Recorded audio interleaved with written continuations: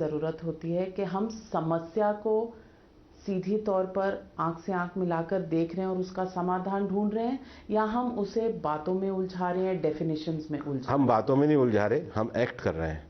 हमने कहा है तो 6 करोड़ श्रमिकों को हमने ई श्रम कार्ड दिए हैं। हमने कहा है तो हमने उन क्षेत्रों में सरकार ने स्किल को बढ़ाने का काम किया। हमें बातों में उलझाने की आवश्यकता नहीं है। हम तथ्यों को सामने रखना चाहते हैं। फैक्ट्स के बेस पे अगर जो कहना चाहता है उसमें भी कोई सुधार करना चाहता है, करने को तैयार है।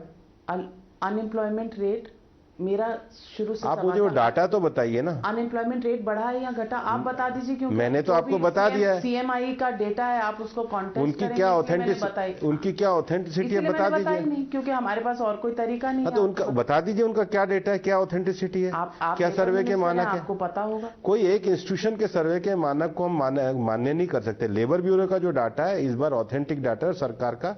हर 3 महीने में क्वार्टरली सर्वे अब शुरू है और पीएलएफएस का भी सरकार का सर्वे है।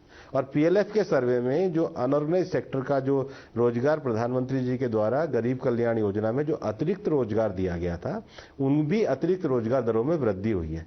ग्रामीण क्षेत्रों में रोजगार दर की जो वृद्धि हुई उसका बड़ा भारी कारण था कि जो लोग लौटे थे उनको सरकार के द्वारा एक रोजगार मुहैया कराया गया था। और ये विषय एज इट इज पार्लियामेंट के सामने हमने क्वेश्चन और आंसर में रखा है और अब वापस से रोजगार की गति लौट रही है, तो सब आंकड़ों में आ रहे हैं। भूपेंद्र यादव जी, फार्मर्स प्रोटेस्ट अभी भी खत्म नहीं हुए। आपको लगता है कि इस समस्या का कोई समाधान है? क्योंकि सरकार अपनी बात पर अड़ी हुई है कि हमने लागू नहीं किए और आप लॉज आके डिस्कस करिए, और किसान यूनियंस अपनी जगह हैं। दोनों के कोई मिलने का कोई भी प्रोस्पेक्ट है? कोई मिडिल ग्राउंड का कोई प्रोस्पेक्ट है?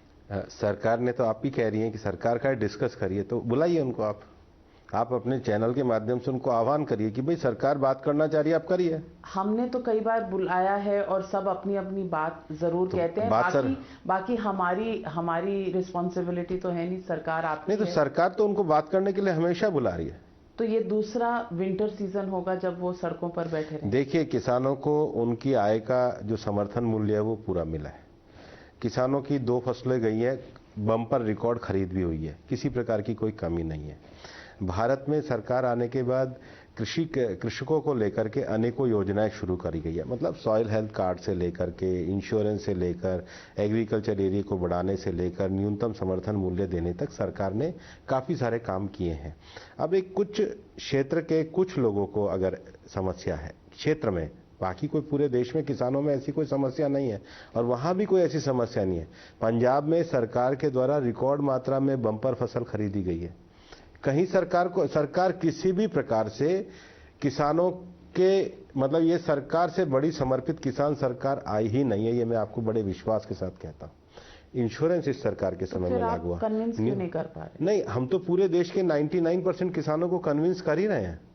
तो आपको लगता है ये जो सड़कों पे बैठे हैं ये 1% है? अब वो क्या परसेंट है वो बताएंगे, लेकिन इस देश में, आप पूरे देश में, इस देश में 45% से ज्यादा वर्ग ग्रामीण क्षेत्र में कृषि अर्थव्यवस्था पे आधारित है। भारत कोई छोटा देश नहीं है। भारत के कृषि क्षेत्र में जिस प्रकार से सरकार के द्वारा समर्थन मूल्य दिया गया है, किसान सम्मान निधि दिए गए हैं, सॉइल हेल्थ कार्ड दिए गए हैं, कृषि क्षेत्र के सिंचाई रकबे में वृद्धि का काम किया गया है, किसानों को डीएपी उपलब्ध कराया गया है, ये तो सरकार की सारी योजना है। सरकार तो अब भी बिल्कुल करने को तैयार है। सरकार ने कब मना किया? किसको मना किया? आपकी बात आज दर्शक सुनेंगे तो उन्हें लगेगा कि सब ठीक है, देश में भी दुनिया में भी सब ठीक है, लेकिन बात ये भी है कि आम आदमी के जीवन में प्राइस की भी प्रॉब्लम है, एम्प्लॉयमेंट की भी प्रॉब्लम है, कोविड के बाद बिजनेसेस के वापस लौटने की भी प्रॉब्लम है, और एक डर सा है कि फेस्टिवल सीज़न के बाद क्या दोबारा कोविड का कोई 3rd वेव आएगा कि नहीं। एक ये चिंता आम पब्लिक के दिमाग में रहती है। लेकिन मैं आपसे पूछना चाहती हूँ, आपके लिए पर्सनली क्या ज़्यादा चैलेंजिंग रहा? Your life as General Secretary in charge of so many states and running the party, या life of a minister when you have to answer questions both for labor and environment, life जो पटना में थी जब आप प्रभारी थे, या life जो ग्लासगो में है, जहां आपको नेगोशिएशंस में पार्ट लेना पड़ता है? नहीं, पहली बात तो नविका जी, मैं आपके सामने विनम्रता से कहना चाह रहा हूं कि सरकार का ये मानना है कि जब जनता उन्हें कोई भरोसा देती है और जो चुनौतियां आती हैं तो उसके समाधान के लिए सरकार को काम करना चाहिए।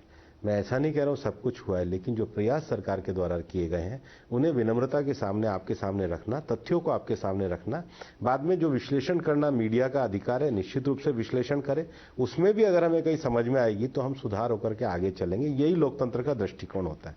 इसलिए मैं कोई बहुत बढ़ चढ़ के बात नहीं कर रहा हूं, जो बात कर रहा हूं विनम्रता से अपने तथ्यों को रखा है। जो भविष्य में सरकार के द्वारा सुधारात्मक काम किए जा रहे हैं वो विषय है। दूसरा, इससे ये भारत 7 सालों में बहुत बदलाव आया है माननीय प्रधानमंत्री जी के नेतृत्व में, इससे कोई इनकार नहीं कर सकता। तीसरा, जो आपने मुझे व्यक्तिगत रूप से पूछा है, अब मैं पार्टी के मिशन पे काम करने वाला व्यक्ति हूं। मुझे चाहे पटना लगाना पड़े, चाहे मैं मणिपुर में चुनाव का काम करूं और चाहे मंत्री के रूप में दायित्व दे, नेतृत्व का जो भरोसा है और नेतृत्व जो भी जिम्मेदारी देता है, मैं उनके प्रति आभार व्यक्त करता हूं और जो मेरे से बन पड़ता है व्यक्तिगत रूप से मैं अच्छा करने की कोशिश करता हूं। भूपेंद्र यादव जी, फ्रैंकली स्पीकिंग पर फ्रैंकली बात करने के लिए आपका बहुत बहुत धन्यवाद। हम दोबारा आपसे बात करेंगे इन सब सवालों पर। जब चर्चा होगी तो लोगों के सवाल लेकर फिर आपसे समय मांगेंगे और फिर फ्रैंकली स्पीकिंग पर जुड़ेंगे। पर आज के लिए बहुत बहुत धन्यवाद। Thank you.